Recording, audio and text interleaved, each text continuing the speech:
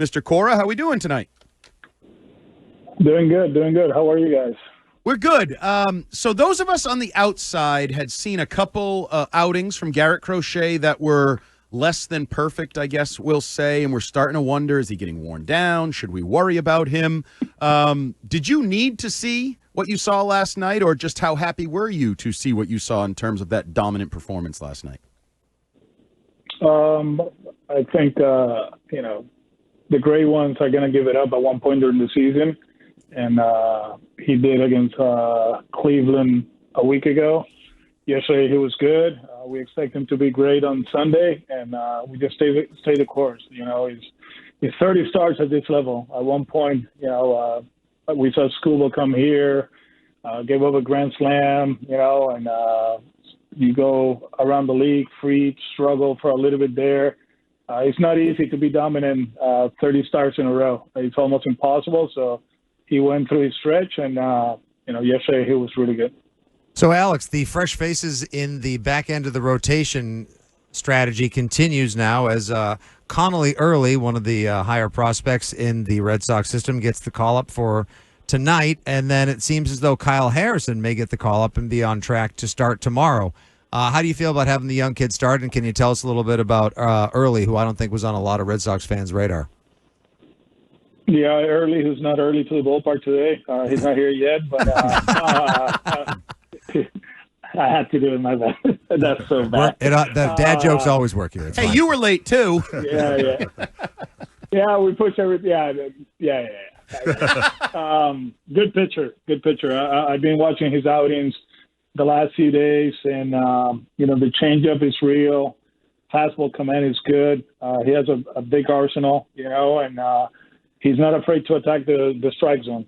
Talking to Chad Tracy, our AAA manager, he feels like he's going to be okay at this level.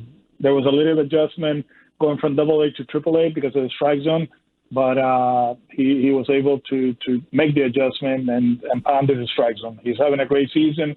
Obviously, losing May at this point it's tough, but hopefully he'll be back. Sooner rather than later, and we'll see in what role. But having Connolly here, obviously his first big league start, meaningful game. Just go out there, give us 5 or 6, and give the ball to the bullpen. Alex, with these additions from the minor leagues to the pitching staff, where does it leave Peyton Tolley? Is he still in the rotation? Is he going to the bullpen? What's his next step? Yeah, he will start tomorrow. The one thing that we have to be very careful, it will be his first one in regular rest. And as you guys know, he's important for us now and the future, right? So tomorrow will be a short one, and then he'll be back in the rotation, with 85 to 90 pitches in the next series against the Athletics. Alex, it's been 5 games since Roman Anthony had his injury, and you guys are 2-3 in those games. Just how do you think the team's responded to him being out of the lineup, and if you have any updates on how his health status is? Nah, he's still sore, limited, so there's not much from that end. We actually play a really good team in Arizona. The top 3 hitters of that lineup, they're legit all-stars, Carroll, Marte, and Perdomo.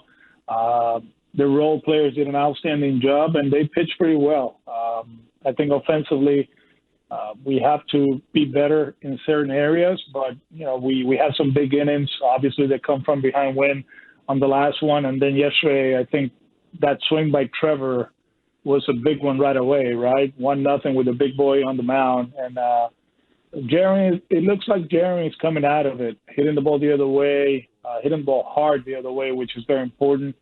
Massa had a good swing yesterday, so other guys have to step up. That's the most important thing. Alex, he walked on the last one in Arizona. Yesterday he got 2 hits up the middle. So just going through what 162 brings, you're gonna slump sometimes, and you got to find ways. And I think yesterday was a good sign for our offense that we are about to come out of it. Alex, there was a funny story told the other night that kind of resonated with us. We talked about it a little bit the other day. It was Buster Olney talking about Connor Wong, PitchCom, put a pitch for Aroldis Chapman, said inside fastball, and Chapman suddenly had some sort of epiphany that, wait, I can locate my fastball? Is that a true story? Can you back up that story, explain that story? It's not that all of a sudden he was able to throw strikes because of that. Chappie worked hard during the off season. He lost 30 pounds. He became more agile, more mobile. Worked with a guy that I actually know, Hector Berrios. He lives in Florida, and they work hard at throwing strikes. It was a conversation that I had with Jason, with Tech, El Capitan, that he had with Chappie talking about fastball, the command of the fastball. Usually, most of the time, there's certain guys that, when the pitch come, it's just fastball because we tell them just to rip it down the middle and then the ball is going to take off and, you're going to get some swing and misses and the ball is going to go where it's supposed to go. In this case, talking to Jason, he's like, man, they actually talk about it. I'm not saying that's the reason he's been the best closer in the game or the best pitcher in the game right now. But, things add on, and that's another layer on the evolution of Chappie. And like I said a few weeks ago, I'm glad that he's with us. Alex, it's got to be very refreshing for you to hear such nice things being said about Connor Wong at this point in the season. Obviously, he struggled early on with a stick at the plate, but last night, Garrett Crochet credited Connor Wong for helping him with his two-seam earlier in the week and his four-seam as well. And then obviously the Chapman story, plus he's Bayo's catcher and Bayo's having his best season to date. That must really mean a lot to him, a lot to you, a lot to the whole team. Yeah, not a great year, he'll tell you. But one thing about him, when he came from the IL, the situation changed, right? Carlos became our everyday catcher. But he never stopped working. He never stopped communicating with the pitching staff. He was the first one in the clubhouse, watching video, going out there to work on his framing, and the work has paid off. He's playing a lot better. I think the reason Carlos had found his second win, right, is because Connor is playing well, and we have played Connor a little bit more, so we've been able to rest Carlos, and now you can see him swinging the bat well, driving the ball, going the other way, and moving better. So we got two good ones. Think about how many teams have an everyday catcher leading the way, right? At this level for a contender, not too many, right? And Carlos is doing that, but Connor has been there every step of the way, and I'm glad that he's turning around for him. Red Sox manager Alex Cora here with us on WEEI Afternoons. You're in Sacramento, so you're in a minor league ballpark. So I wanted to ask you, not the only time this year, Steinbrenner Field also in the mix this year. Does the game change? I mean, some people kind of question the home runs in these minor league ballparks and the ball jumping out of the ballpark. Does it change your job, your approach, anything to play these games in minor league ballparks? One of the things that we make sure to tell the guys, it's still a big league game, and it's very important. We're here in September. We know where we at in the standings. So, if it's uncomfortable, block it out. Just go out there and play. We did a good job yesterday doing that. I actually had a conversation with my brother, who's the third base coach of the Tigers, and Detroit was here like 3 weeks ago, and he mentioned kind of like they got caught up on the clubhouse and the field and all that. And all of a sudden, when they left Sacramento, they got swept, right? So I talked to the guys. I say, hey, man, we got a job to do. We still got to go to Tampa still in a few weeks, right? So we're going to play in another minor league stadium. But I think where we are in the season, it makes it easier in a sense that you have to show up and do your job and try to win, obviously, as many games as possible. From my end, it played okay yesterday. I don't think the ball carried more than in the other ballparks, right? You go to Coors Field, you play in Arizona, the ball carries too. So you just manage the game. We manage the game the way we always do. Probably respecting the league, right? Instead of, okay, for me at this point, like if you're up 5, in my mind, we're up 4. If you're up 3, in my mind, we're up 2, right? And be a little bit more aggressive with the bullpen and try to close games out that way. With obviously the Roman Anthony injury and how that obviously hurts the lineup and it may have been momentarily deflating for the team, Trevor Story seems to have really stepped up. I don't know how many different times he can step up during the season, but he's having truly one of his best seasons to date. How huge has it been for you to not only have his production at the plate, Alex, but also have his leadership in the field, in the locker room, and beyond? You know what? We talked about it the first time I was with you guys, right? Yep. We needed Trevor Story to step up. Actually, you know, he's been amazing. He's only had one bad month, and it seems like he doesn't have bad stretches anymore, right? Mm-hmm. The ability to go the other way has make him better. Obviously, driving the ball now, it's been amazing, and the base runner and the defender, great. In the clubhouse, we've been through a lot this season, from Casas to the trade to Marcelo getting injured. Alex was out for a while. Now Roman, but the constant has been Trevor Story. I think we talked about it. We were in Texas, right? The first time I talked to you guys. Mm-hmm. And the plan was for him to play like 140, 145, give him as much rest as possible. He's only had 2 off days this season, you know, which is amazing. One was the 4th game of the season.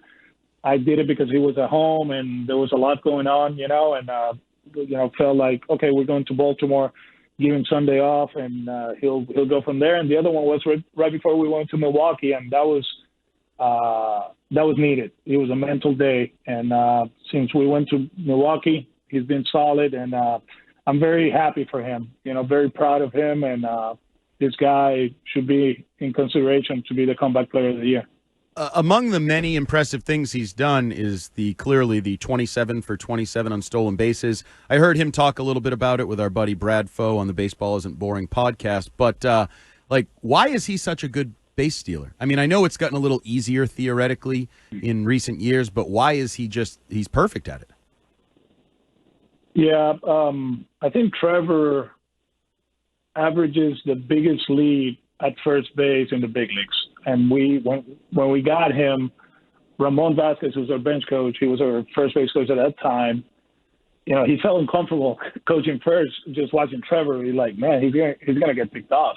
And whenever he threw over, he was safe easy. So he takes pride on the details. Good primary lead, good jumps, studies the opposition.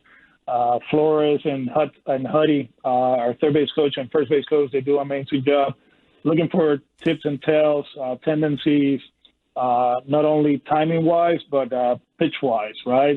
You know, this guy throws 70% breaking balls in 2-2, and that's the key to go, right? And he's very precise on what he does. You know, I've seen a lot of base stealers, you know, throughout my career, and 2 of them have been it looks like it's perfect for them. It's Carlos Beltran, who I think leads major leagues in the history of the big leagues. I think his stolen base percentage is 87%, which is unreal. And Trevor is over 80%. And when he goes, he's safe. That's the way it is, and it's a good feeling for us, you know, that when he makes a decision, is the good one, and he's going to be at second base. Obviously, you're still focused on the A's big game tonight and tomorrow, off day, and then Alex, back home for a matchup against the Yankees. How fired up are you to get back and chase the team that's just a game over you with this AL East so tight right now? Yeah, it'll be good. You know, we still got 2 here, like you said. They're playing Detroit. Houston is playing the Jays, so let's see where we at Friday. But, you know, that place is going to be special. You know, it's going to be back to what it was in 21 and in previous years. And, you know, another great weekend at Fenway Park. Last week when we talked to you, you were kind of bragging about your fantasy football team. How did Coach? How'd it go week 1? How'd week 1 go? How'd week 1 go? Week 1, week one, Los Veteranos got crushed by Brady's team by a lot. Really? It wasn't a good one for us. Yeah, but we'll bounce back. I mean, the GM is talking about trades already. I say, honey, we cannot do It's that. early. Wow. If we're trading guys right now, it means that the draft was awful. You know, like let's stick with the process and see where we go. But we're 0-1. 0-1. 0-1, trust the process. Well, at least you're winning on the. Yeah, and you know what? Sometimes we talk about it, and like Huddy was very upset about us losing. I was like, hey, man, think about it. Alex is struggling right now. This is good for him, you know. He's going to be pumped for the game because he crushes, you know. And yesterday he got 2 hits, so we're in a good place, man. All for the players. Everything for the players. Perfect. Always looking for something optimistic. So I you'll love take it. the fantasy football L to help out the baseball team. I love it. All right, Alex, good luck tonight, tomorrow. We'll see you at Fenway on Friday. Friday night, Fenway Yankees. Looking forward to it.